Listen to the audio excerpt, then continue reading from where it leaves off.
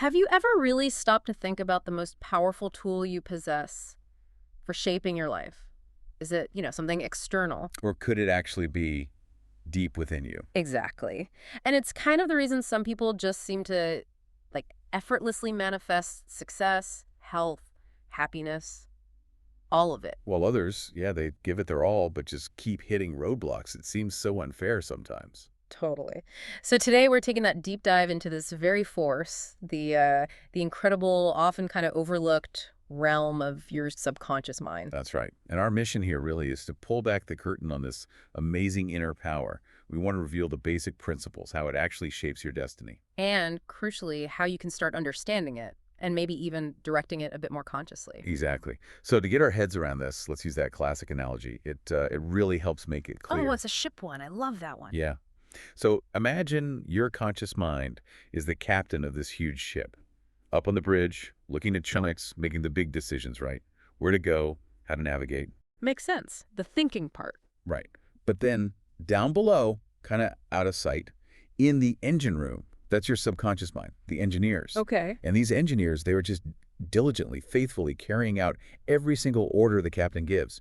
No questions asked. Ah, so that's the key part. No question. Precisely. And this is where it gets really insightful. Your subconscious, the engineers, Hmm. they don't stop to reason or debate or, question if the captain's orders are actually wise. They just do it. They just execute. Uh, So if the conscious mind, the captain, messes up and gives a bad command like, steer straight for those rocks, oh boy. the engineers will still follow it. It perfectly shows how your subconscious just acts on whatever it's given, whether that leads to smooth sailing or, well, a shipwreck. Okay, so the conscious mind is the captain, the logical decision-making part. It learns from senses, experience, education, navigating the outside world. Mm-hmm. That's the objective reasoning part, your guide out there. So what's the subconscious really doing then? How does it work with the captain? Well, the subconscious is totally different. It's subjective, it's creative, but largely. Yeah. It doesn't reason things out like the conscious mind. Doesn't reason. Not in the same way. It doesn't argue with your conscious thoughts. Yeah. It just accepts whatever you impress upon it, accepts it as true. Think of it like a super obedient servant. Wow. So it's operating on a completely different level of logic. And it's always on. Always. It's the silent orchestrator behind the scenes, running all your vital bodily functions, heartbeat, digestion, circulation, even healing. Healing too. Oh, yeah, complex processes. Yeah. It works 24/7, tirelessly keeping you going physically. People call it the book of life or a treasure house inside you. A treasure house. I like that. But if it just accepts anything the conscious mind feeds it, good or bad, Mm-hmm. how do we stop accidentally programming ourselves for trouble? That is the absolute core of it. Your subconscious is, well, impersonal. It just accepts it'll work for good ideas, constructive ones, Yeah. and destructive ones too. Whatever concept, belief, or thought you really, truly accept in your conscious mind, your subconscious will get to work, bringing it into your reality. So if I think about health, It works towards healing. If you dwell on illness, well, it can manifest that too. It's like incredibly fertile soil. right. It grows whatever seed you plant.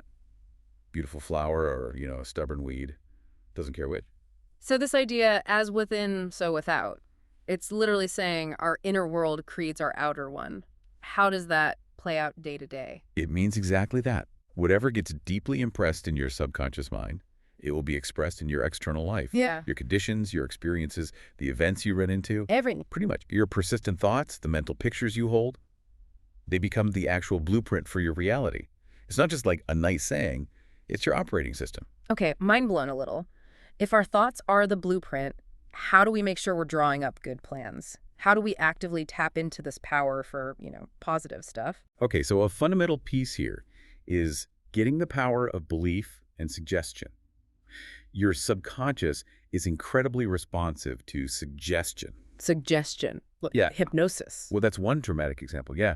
Under certain conditions, people can be influenced to believe things or even show physical symptoms just from suggestion.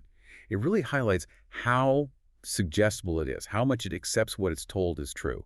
But wait, can it make someone do something totally against their will? Or something physically impossible? Are there limits? Good question. It's powerful, yes, but it operates within the framework of your own accepted beliefs and core values. Yeah. It's not about making you levitate if you don't believe it's possible. It's about manifesting what you, deep down, accept. Okay. So it's working with my beliefs. Exactly. And these suggestions come from two main places. Externally, that's heterosuggestion. Think parents, teachers, society, the news. Stuff we just absorb. Often unconsciously, yes. Then there's internally autosuggestion. That's your own inner talk, your deeply held thoughts and beliefs. A lot of our default programming comes from those outside influences, though. Right, we're constantly bombarded. So how do we protect ourselves? How do we become the gatekeeper against negative stuff sneaking in? You literally have to act like the watchman at the gate of your mind. You have to consciously choose to reject destructive suggestions. Don't let them in. You Yeah. actively counteract them with positive, constructive autosuggestions. This brings us to the law of belief. It's not the thing you believe in that makes the difference. Yeah. It's the act of believing itself in your own mind. That's the power. Belief is just a thought you accept as true. Your conviction, your feeling about it, that's the fuel. Wow, okay. That shifts things. It puts the power back in our hands. So, if we're the watchman and conviction is the fuel, what are the best ways to impress these positive blueprints? What techniques really work? Okay, one of the most powerful, maybe the most universal, is visualization. Or like you said, seeing the end. Mental pictures. Exactly. Your mind responds so strongly to images. The Mm. key is to visualize your desired outcome as already finished, already achieved, really vividly, Wow. and with feeling. Like an architect. Perfect analogy. An architect sees the finished building in their mind's eye, right, down to the details. Before any physical work starts, you're the architect of your future. What you clearly imagine, your subconscious treats it as real. Okay, visualization is huge. What else is in the toolkit? How else can we reinforce those blueprints? Absolutely. Next up is affirmation.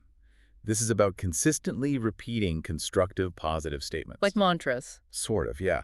But it's especially powerful when you're relaxed, maybe even drifting off to sleep. That helps bypass your conscious mind's tendency to argue or doubt. Ah, sneak it past the goalie. Kind of. Phrases like, my progress is accelerating, or I am completely free and thriving. When you repeat them with conviction, especially when your mind is receptive, they get engraved. Repetition plus feeling, that's key. Makes sense. And you mentioned gratitude earlier. How does the thank you technique work with the subconscious? Right, the thank you technique. This is about feeling genuinely grateful for your desire as if you already have it. Even before it shows up. Yes, because that feeling, that gratitude, aligns your whole emotional state with the outcome. It's like pre-programming your subconscious with the feeling of, yep, it's done. Like thanking someone for a gift they promised but haven't given yet. Exactly that feeling. It signals to your subconscious, order placed, processing now. It connects you to that creative power inside. You keep mentioning the sleepy state. Just before sleep, just after waking. Why are those times so special for this? Yeah, the sleepy state advantage.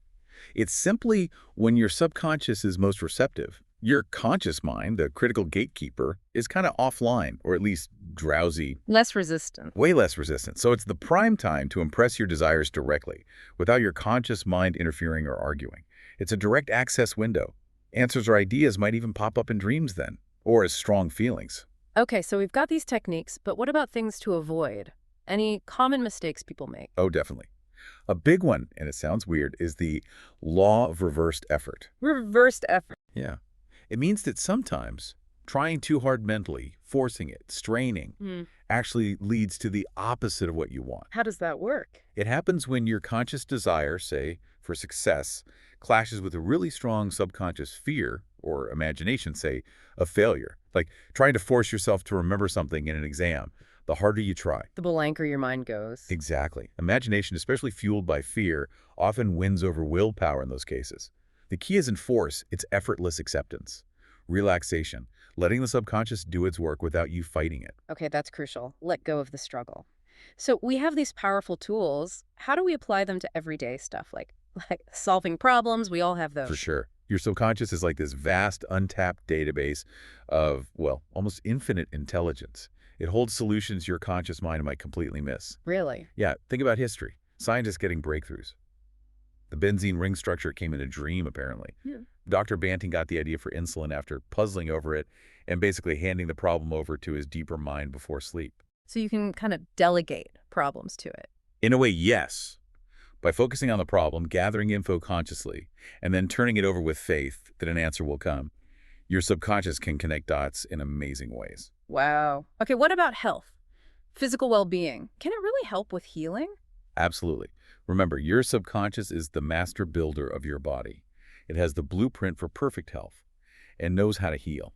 Many remarkable healings throughout history have basically boiled down to the power of strong belief and suggestion activating the subconscious. So it's about letting it do its natural job. Pretty much. Disease is actually the abnormal state. Health is the natural default. Your subconscious is always trying to restore that harmony.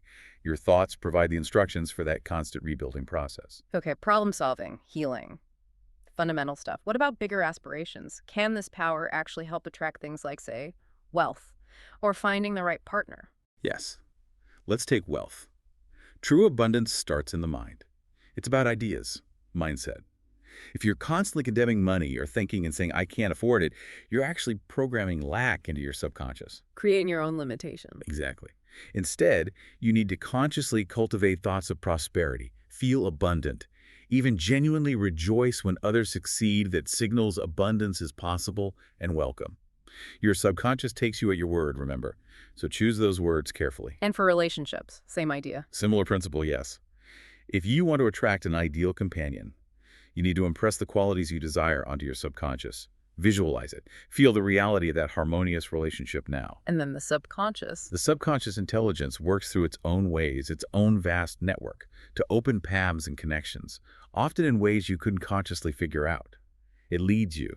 And remember, the golden rule here, wishing good for others, really does reflect back. Harmony starts within. This sounds so incredibly useful for internal battles, too, like overcoming fears or breaking bad habits. Definitely. Take fear. Most fears, apart from maybe falling or sudden loud noises, are learned. They're programmed in. So they can be reprogrammed. Yes, you counteract them by focusing your attention, your devotion, on the opposite of your fear. If you fear failure, focus intensely on success. Fear sickness. Focus on perfect health. And crucially, act as if you have already overcome it. Even just mentally rehearsing doing the thing you fear dissolves its power. Doing the thing you fear kills the fear. That's a great way to put it. It starves the fear pattern in your subconscious. And what about those really stubborn habits, the ones that feel like they're hardwired? Habits are basically automated subconscious programs. But here's the amazing part.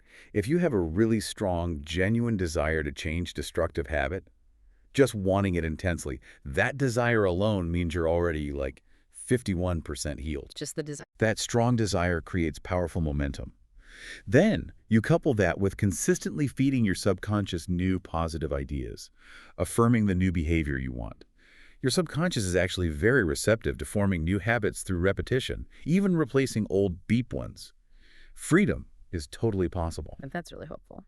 Okay, one last area, something maybe less tangible, staying spiritually young, regardless of, the number on the calendar. Ah, yes. Well, your subconscious mind itself, it never gets old. It's timeless, ageless. It's an eternal part of you. So age is just a conscious concept. To the subconscious, yes. So if you consciously focus on timeless spiritual qualities like patience, kindness, truth, humility, goodwill, peace, and maybe most importantly, continuous learning, you keep your spirit vibrant and young. Keep learning, stay curious. Exactly. Keep an open mind, keep dreaming, keep seeking new truths. That vitality isn't tied to chronological age at all. You remain capable and contributory. So wrapping this all up, what's the biggest takeaway from this deep dive? I think the most profound thing is realizing you already have this incredible miracle-working power right inside you, in your subconscious. It's not something we need to go find. Not at all. It's inherent. The whole game is just understanding how it operates and then consciously, deliberately applying those principles. Right. It's about becoming the conscious director of this amazing internal resource. Perfectly put. By consistently nurturing your subconscious, feeding it clear, positive thoughts, sharp intentions, and really feeling the fulfillment of your desires as if they're already here, you absolutely can transform your life. You could experience things that feel like miracles. So here's something to think about. If your subconscious mind is constantly building your physical body based on your thoughts, just imagine what kind of incredible transformation is possible when you consciously choose to feed it only the most magnificent blueprints. Blueprints for your life, for the world around you. What grand design will you impress upon your inner architect today?